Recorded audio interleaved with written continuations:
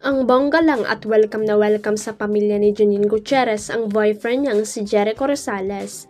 Si Annabel Rama unang nagpayag na gusto niya si Echo at boto nga siya sa relasyon nito sa aktor.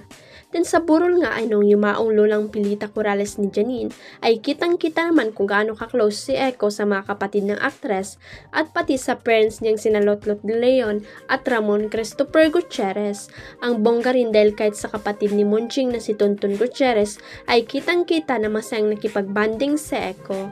Ilang beses din nakita ng abante ang paglapit ni Echo sa lolo ni Janine na si Eddie Gutierrez.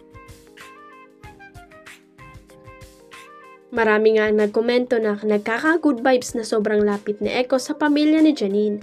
Tanggap na tanggap nga ng pamilya ni Janine si Echo, kaya mukhang masaya rin daw ang dalawa sa takbo ng kanilang relasyon.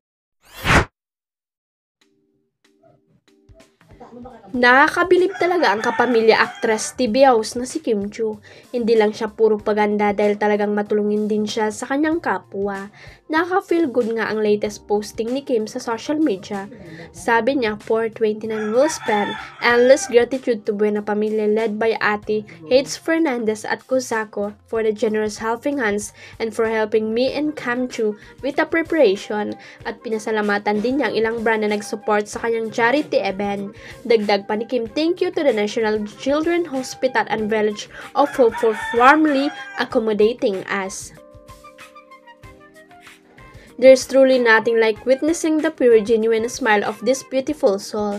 Sabi naman ng ilang mga fans, sa nasusunod na charity event ni Kim ay kasama naman niya si Paulo Abilino.